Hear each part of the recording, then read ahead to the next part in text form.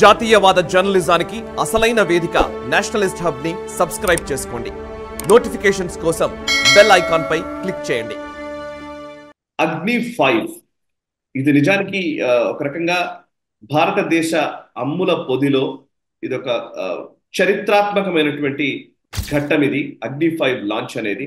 So దీన్ని ఇంకా special గా చెప్పాలంటే దీని గురించి multiple independently targetable reentry vehicle అంటున్నారు. సో MIRV అని ముద్దుగా పిలుస్తారు. అండ్ ఇది ఒక రకంగా చెప్పాలంటే ఇది భారతదేశానికి సంబంధించి మనం తయారు చేసుకున్నటువంటి ఆయుధాగారంలో ఇదొక గొప్ప ఘట్టంగానే చెప్పాల్సి ఉంటుంది. అండ్ దీని అగ్ని 5 గురించి చాలా వరకు మీరు స్టోరీస్ చూశారు, చాలా మంది వివరించిన దాఖలాలు ఉన్నాయి. ఈవెన్ నేషనల్ స్టబ్ లో కూడా కొన్ని స్టోరీస్ చేశాం మేము అగ్ని 5 లాంచ్ కి సంబంధించి. అండ్ ఎంత స్టోరీ రూపంలో చెప్పినా అది గిరిధర్ గారు ఎక్స్ప్లెయిన్ చేసేదానికి మాత్రం సాటి రాదు. ఎందుకంటే చాలా సింపుల్ గా అర్థమయ్యే విధంగా ఒక టెక్నాలజీని ఆయన ఎక్స్ప్లెయిన్ చేస్తారు. అందులో డిఫెన్స్ కి సంబంధించినటువంటి ఏవైతే ఆయుధాలు ఉన్నాయో వీటి గురించి చాలా అద్భుతంగా వివరిస్తూ ఉంటారు. సో డెఫినెట్లీ దీని గురించి నేను గ్లోబల్ రౌండప్ లో ఖచ్చితంగా చర్చించాలని అనుకున్నాము.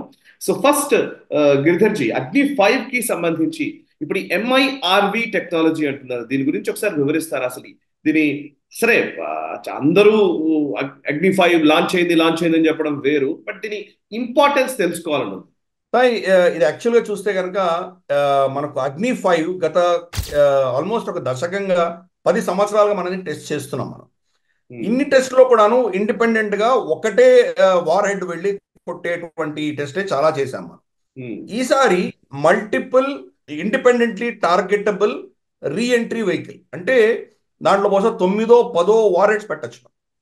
వారెంట్స్ పెట్టి కొట్టామంటే అది వెళ్తూ ఉన్నప్పుడు ఫైనల్ టార్గెట్ ఒకటి ఉంటుంది, కానీ ఫైనల్ టార్గెట్కి వెళ్ళేంత లోపు బహుశా 7-8 టార్గెట్లు మళ్ళీ ఛేదించుకుంటూ వెళ్ళగలుగుతుంది. ఫర్ ఇన్స్టెన్స్ మనం ఇక్కడ నుంచి బెయిజింగ్కి కొట్టామందాం, బెయిజింగ్కి వెళ్తూ దారిలో వాళ్ళు ఉన్నటువంటి లాసాను ఒకటి కొడుతుంది, ఇంకేదో చెంగుడూని కొడుతుంది, ఇంకొకటి ఏదో హువాయిని కొడుతుంది, ఇంకోటి షాంఘాయిని కొడుతుంది. ఇలా మనం సపరేట్గా కొట్టుకుంటూ వెళ్ళొచ్చు. సో అది దాని యొక్క కేపబిలిటీ అనమాట, independently targetable reentry vehicle. Reentry అంటే ఎందుకంటే కింద బ్యాలిస్టిక్ మిసైల్ కాబట్టి స్పేస్ దాకా వెళ్ళి కక్షానికి వెళ్ళి అక్కడి నుంచి దిగుతుంది. అది దిగుతున్నప్పుడు ఇవన్నీ స్ప్లిట్ అయ్యి ఇండిపెండెంట్గా వెళ్ళి కొట్టగలవు. అంటే ఇన్ని వెళుతున్నా కానీ అసలైన లక్ష్యం ఏదైతే ఉందో అంతవరకు మెయిన్ మిసైల్ వెళుతూనే ఉంటుంది. ఫైనల్గా వెళ్ళి ఆ మిసైల్ ఫైనల్ టార్గెట్ ని ఛేదించగలిగినటువంటి కెపాసిటీ ఉన్నది. సో ఈ టెక్నాలజీ 4 దేశాల దగ్గర ఉన్నది ప్రస్తుతానికి. Of course America, Russia, China వీళ్ళు ముగ్గురు ఉన్నారు, తర్వాత మనం ఉన్నాం.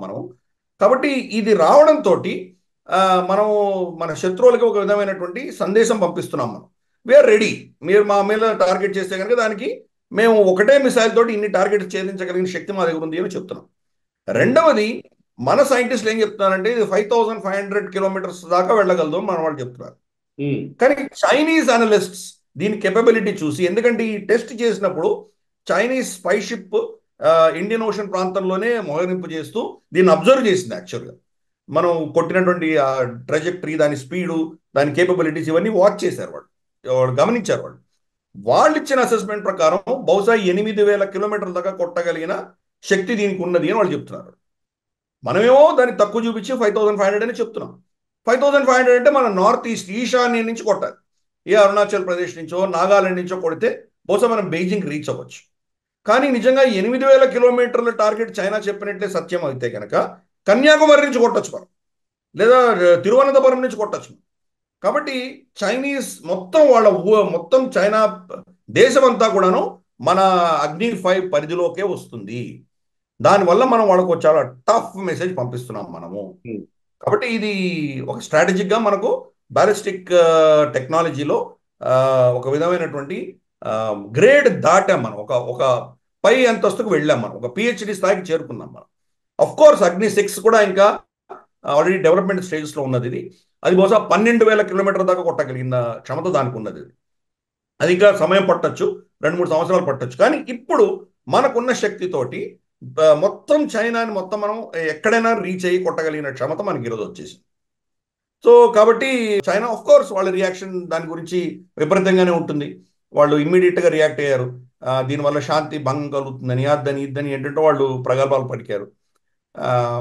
సరే మన స్ట్రాటజిక్ ఇంట్రెస్ట్ కోసం మనం చేసి తీరుతాం. ఇప్పుడు ఎన్నికలు అనౌన్స్ అయ్యాయి, మనకు ఎన్నికలు అనౌన్స్ అయిన తర్వాత ఎన్నికలలో దేశమంతా బిజీగా అప్రమత్తంగా ఉన్నప్పుడు ఇదే సాధును చూసుకొని వాళ్ళ మీద ఏదైనా దుశ్చర్య చేయొచ్చు మన మీద. గతంలో మనం కరోనా వ్యాధి నుంచి మనం అందరూ బాధపడుతుంటే దేశమంతా చాలా దాంట్లో అతలాకుతలం అయి ఉంటే అప్పుడు వీళ్ళు గల్వాన్ ఘటన చేశారు.